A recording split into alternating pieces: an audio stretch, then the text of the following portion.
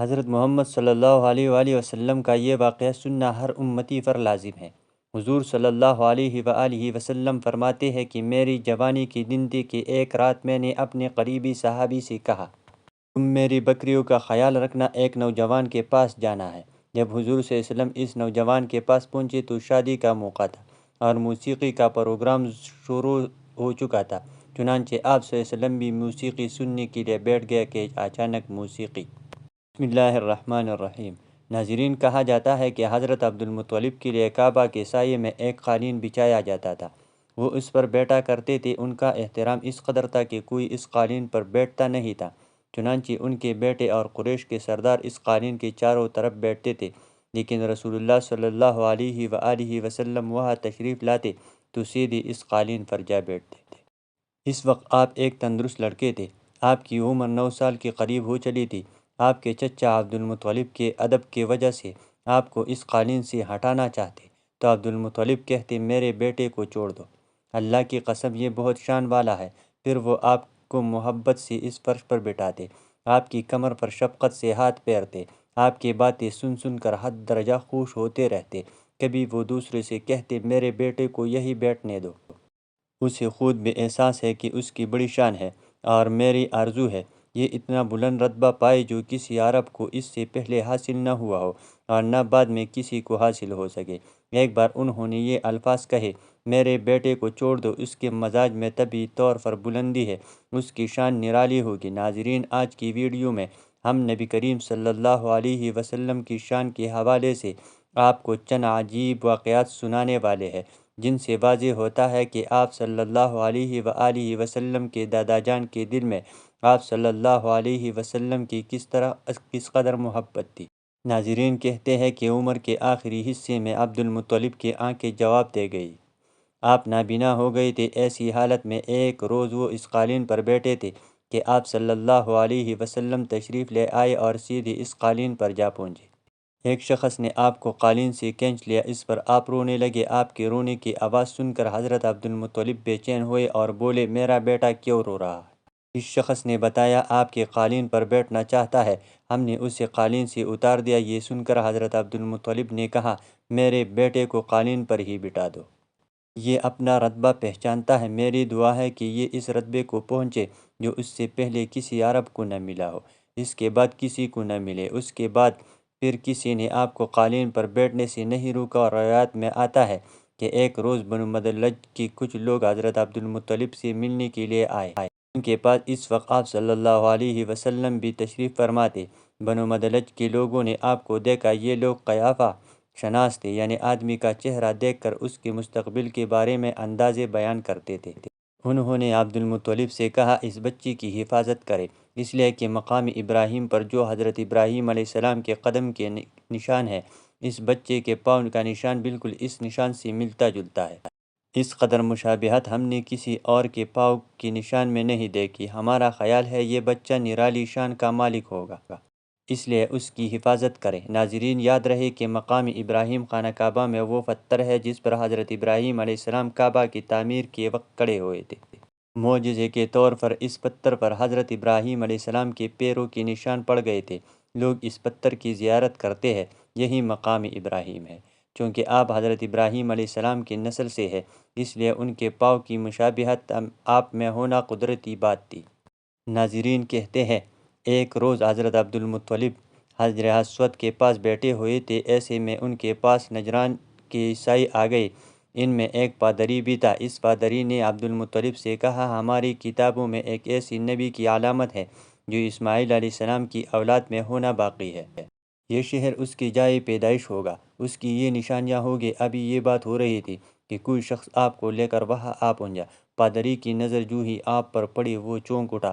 آپ کی آنکھوں، کمر اور پیروں کو دیکھ کر وہ چلا اٹھا، وہ نبی یہی ہے، یہ تمہارے کیا لگتے ہیں؟ عبد المطلب بولے، یہ میرے بیٹے ہیں۔ اس پر وہ پادری بولا، وہ تب یہ وہ نہیں ہے، اس لیے کہ ہماری کتابوں میں لکھا ہے کہ اس کے والد کا انتقال اس کی پیدائش سے پہلے ہو جائے گا۔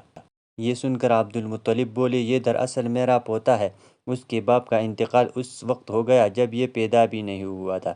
اس پر پادری بولا، ہاں یہ بات ہوئی نا، آپ اس کی پوری طرح حفاظت کریں۔ ناظرین، کہا جاتا ہے کہ حضرت عبدالمطلب کی آپ سے محبت کا یہ عالم تھا کہ کھانا کھانے بیٹھتے تو کہتے میرے بیٹے کو لے آؤ۔ آپ تشریف لائے تو حضرت عبدالمطلب آپ کو اپنے پاس بٹھا آپ کو اپنے ساتھ کھلاتے۔ بہت زیادہ عمر والے ایک صحابی حذیفہ بن معاویہ رضی اللہ عنہ کہتے ہیں، میں ایک مرتبہ اسلام سے پہلے جاہلیت کے زمانے میں حج کے لیے ایک مکہ معظمہ گیا۔ وہاں بیت اللہ کا طواف کر رہا تھا۔ میں نے ایک ایسے شخص کو دیکھا جو بہت بوڑھا اور بہت لمبے قد کا تھا۔ وہ بیت اللہ کا طواف کر رہا تھا اور کہہ رہا تھا، اے میرے پروردگار، میری سواری کو محمد کی طرف پھیر دے اور اسے میرا دست بازو بنا۔ میں نے اس بوڑھے کو جب یہ شعر پڑھتے سنا تو لوگوں سے پوچھا، یہ کون ہے؟ لوگوں نے بتایا عبدالمطلب بن ہاشم ہے، انہوں نے اپنے پوتے کو اپنے اونٹ کی تلاش میں بھیجا ہے، وہ اونٹ گم ہو گیا ہے۔ اور وہ پوتا ایسا ہے جب بھی کسی گمشدہ چیز کی تلاش میں اسے بھیجا جاتا ہے تو وہ چیز لے کر ہی آتا ہے۔ پوتے سے پہلے یہ اپنے بیٹوں کو اس اونٹ کی تلاش میں بھیج چکے تھے، لیکن وہ ناکام لوٹ آئے۔ اب چونکہ پوتے کو گئے ہوئے دیر ہو گئی، اس لیے پریشان ہے اور دعا مانگ رہے ہیں۔ تھوڑی ہی دیر گزری تھی کہ میں نے دیکھا کہ آپ صلی اللہ علیہ وآلہ وسلم اونٹ کو لیے تشریف لا رہے ہیں۔ عبدالمطلب نے آپ کو دیکھ کر کہا، میرے بیٹے، میں تمہارے لیے اس قدر فکر مند ہو گیا تھا کہ شاید اس کا اثر کبھی میرے دل سے نہ جائے۔ ناظرین، آپ کو بتاتے چلے کہ حضرت عبدالمطلب کی بیوی کا نام رقیہ بنت ابی سیفی تھا۔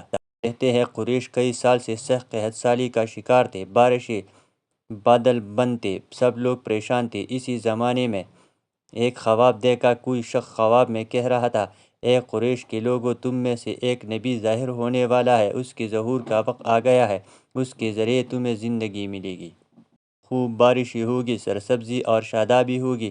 تم اپنے لوگوں میں سے ایک ایسا شخص تلاش کرو جو لمبے قد کا ہو، گورے رنگ کا ہو، اس کے پلکیں گھنی ہو، بھویں اور آبرو ملے ہو۔ شخص اپنی تمام اولاد کے ساتھ نکلے اور تم میں سے ہر خاندان کا ایک آدمی نکلے، سب پاک صاف ہو اور خوشبو لگائے اور حجر اسود کو بوسہ دے، پھر سب جبل ابو قیس پر چڑھ جائے، پھر وہ شخص جس کا حلیہ بتایا گیا آگے بڑھے اور بارش کی دعا مانگے اور تم سب آمین کہو تو بارش ہو جائے گی۔ صبح ہوئی تو رقیقہ نے اپنا یہ خواب قریش سے بیان کیا۔ انہوں نے ان نشانیوں کو تلاش کیا تو سب کے سب نشانیاں انہیں عبدالمطلب میں مل گئی۔ چنانچہ سب ان کے پاس جمع ہوئے، ہر خاندان سے ایک ایک آدمی آیا، ان سب نے شرائط پوری کی۔ اس کے بعد سب ابو قیس پہاڑ پر چڑھ گئے، ان میں نبی کریم صلی اللہ علیہ وسلم بھی تھی۔ آپ اس وقت نوعمر تھے۔ عبدالمطلب آئے بڑھے اور انہوں نے یوں دعا کی، اے اللہ، یہ سب تیرے غلام ہیں، تیرے غلاموں کی اولاد ہے، تیرے باندیاں ہے اور تیری باندیوں کی اولاد ہے۔ ہم پر جو برا وقت آ پڑا ہے تو دیکھ رہا ہے، ہم مسلسل قحط سالی کا شکار ہے، اب اونٹ، گائے، گھوڑے، خچر، گدھے سب کچھ ختم ہو چکے ہیں اور جانوروں پر بن آئی ہے، اس لیے ہماری یہ خوشحالی ختم فرما دے، ہمیں زندگی اور سرسبزی اور شادابی عطا فرما دے۔ حدیث میں آتا ہے کہ ابھی یہ دعا مانگ رہے تھے کہ بارش شروع ہو گئی، وادیاں پانی سے بھر گئی، لیکن اس بارش میں ایک بہت عجیب بات ہوئی، اور وہ عجیب بات یہ تھی کہ قریش کو یہ سیرابی ضرور حاصل ہوئی، مگر یہ بارش قبیلہ قیس اور قبیلہ منظر کی قریبی بستیوں میں بالکل نہ ہوئی۔ اب لوگ بہت حیران ہوئے کہ کیا بات ہوئی، ایک قبیلے پر بارش اور آس پاس کے سب قبیلے بارش سے محروم۔ تمام قبیلوں کے سردار جمع ہوئے، اس سلسلے میں بات چیت شروع ہوئی۔ ایک سردار نے کہا، ہم زبردست قحط اور خوشحالی کا شکار ہیں، جبکہ قریش کو اللہ تعالیٰ نے بارش عطا کی ہے اور یہ حضرت عبدالمطلب کی مدد سے وجہ سے ہوا ہے۔ ہم سب ان کے پاس چلتے ہیں، اگر وہ ہمارے لیے دعا کرے تو شاید اللہ ہمیں بھی بارش دے دے۔ یہ مشورہ سب کو پسند آیا، چنانچہ یہ لوگ مکہ معظمہ میں آئے اور حضرت عبدالمطلب سے ملے، انہیں سلام کیا، پھر ان سے کہا، اے عبدالمطلب، ہم کئی سال سے خوشحالی کا شکار ہیں، ہمیں آپ کی برکت کے بارے میں معلوم ہوا ہے، اس لیے مہربانی فرما کر آپ ہمارے لیے بھی دعا کریں، اس لیے کہ اللہ نے آپ کی دعا سے قریش کو بارش عطا کی۔ ان کی بات سن کر عبدالمطلب کہا، اچھی بات ہے، میں کل میدان عرفات میں آپ لوگوں کے لیے بھی دعا کروں گا۔ دوسرے دن صبح سویرے عبدالمطلب میدان عرفات کی طرف روانہ ہوئے، ان کے ساتھ دوسرے لوگوں کے علاوہ ان کے بیٹے اور اللہ کے رسول صلی اللہ علیہ وسلم بھی تھے۔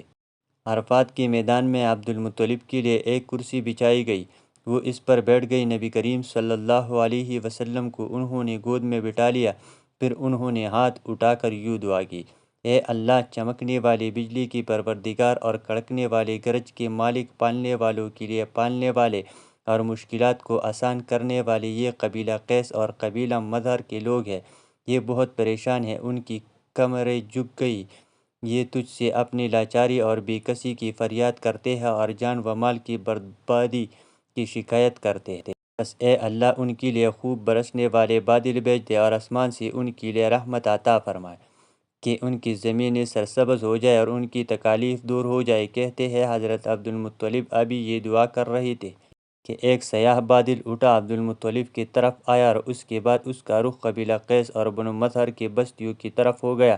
یہ دیکھ کر عبد المطلب نے کہا، اے گروہ قریش اور مظہر، جاؤ، تمہیں سیرابی حاصل ہوئی۔ چنانچہ یہ لوگ جب اپنی بستیوں میں پہنچے تو وہاں بارش شروع ہو چکی تھی۔ سبحان اللہ ناظرین، یہ سب برکات نبی کریم صلی اللہ علیہ وسلم کی ذات کی موجودگی کی وجہ سے تھی۔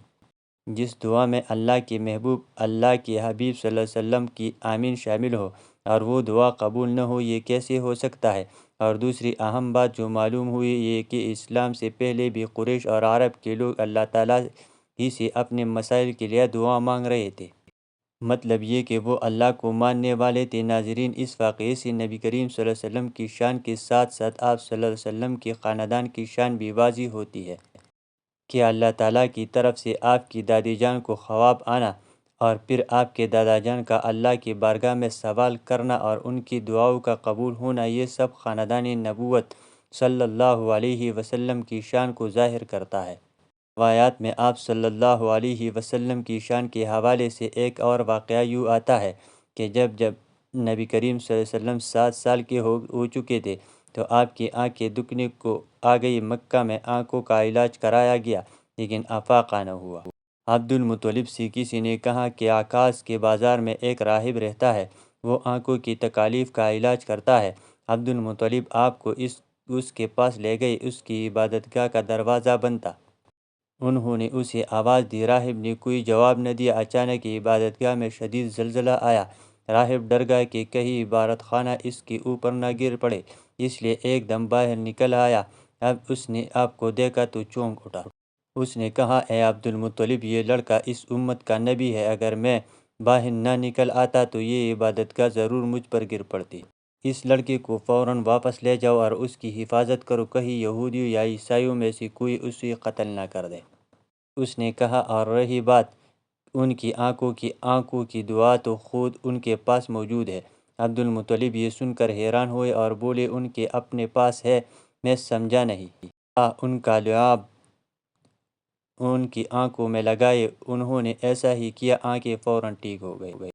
ابن اسحاق بقی اور ابن عساکر رحمۃ اللہ علیہ نے حضرت علی رضی اللہ عنہ سے روایت نقل کی کہ میں نے رسول اللہ صلی اللہ علیہ وسلم کو فرماتے سنا کہ میں جاہلیت کی رسوم و بد اور لہو و لعاب کی طرف کبھی بھی متوجہ نہیں ہوا سوائے 2 راتوں کے، اور ان 2 راتوں میں اللہ تعالیٰ نے مجھے بے خطا اور معصوم رکھا۔ ایک رات کا واقعہ تو یوں ہے کہ مکہ کے چند نوجوان اور میں، یعنی آپ صلی اللہ علیہ وسلم، اپنے گھر کی بکریوں کے ریوڑ میں تھے۔ میں نے اپنے ساتھی سے کہا، ذرا میری بکریوں کی نگرانی کرنا تاکہ میں مکہ جا کر نوجوان کا شغل دیکھوں۔ اس نے کہا، اچھا ٹھیک ہے۔ پھر میں آبادی کی طرف آیا اور پہلے ہی گھر میں موسیقی کی آواز میں نے سنی۔ پوچھا، یہ آواز کیسی ہے؟ کسی نے بتایا کہ شادی کا سلسلہ ہے۔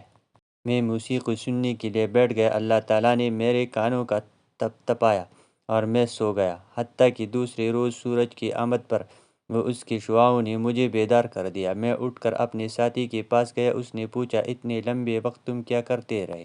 میں نے اس کو پوری بیتی سنائی۔ دوسری رات پھر میں نے ساتھی سے کہا، میرے بکریوں کا خیال رکھنا، میں جا کر کچھ شغل کروں۔ اس نے اقرار کیا اور میں مکہ شہر کی طرف روانہ ہو گیا۔ یہاں آ کر میں نے موسیقی کی ویسی ہی آواز سنی جیسے میں نے گزشتہ رات سنی تھی۔ میں دیکھنے کے لیے بیٹھ گیا، پھر قدرت نے میرے کانوں کا تپایا اور میں سو گیا، یہاں تک کہ دوسرے دن دھوپ نے مجھے جگایا۔ پھر میں لوٹ کر اپنے ساتھی کے پاس آیا۔ اس نے پوچھا کہ تم نے کیا کیا؟ میں نے کہا کہ کچھ بھی نہیں، اور ساری تو صورتحال بتائی۔ اس کے بعد میں نے کبھی ایسا ارادہ کیا اور نہ ہی مجھے کوئی رغبت ہوئی، یہاں تک کہ اللہ تعالیٰ نے مجھے نبوت سے سرفراز فرمایا۔ حضرت جابر رضی اللہ عنہ روایت ہے کہ جب کعبہ کی تعمیر ہوئی تو نبی صلی اللہ علیہ وسلم اور حضرت عباس رضی اللہ عنہ پتھر اٹھا کر لانے لگے۔